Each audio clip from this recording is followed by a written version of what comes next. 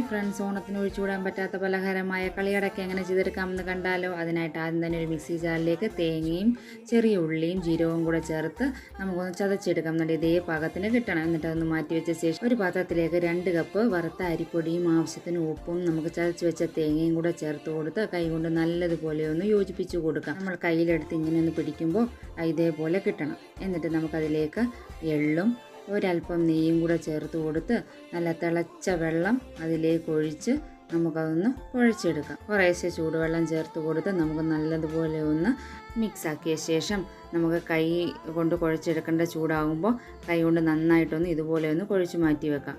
എന്നിട്ട് നമുക്കതിൽ നിന്ന് ചെറിയ ഉരുളകളാക്കി മാറ്റി നല്ല തിളച്ച എണ്ണയിലേക്ക് ബോൾസ് ഇട്ട് കൊടുത്ത് നമുക്ക് ലോ ഫ്ലെയിമിലിട്ടൊന്ന് വറുത്തെടുക്കാം. തീ കൂട്ടിയിടാൻ പാടില്ല, ലോ ഫ്ലെയിമിൽ തന്നെ ഇടണം. നമ്മുടെ കളിയോടൊക്കെ ഇവിടെ തയ്യാറായി കഴിഞ്ഞിരിക്കുന്നു. ഇഷ്ടമായെങ്കിൽ സബ്സ്ക്രൈബ് ചെയ്ത് സപ്പോർട്ട് ചെയ്യണേ.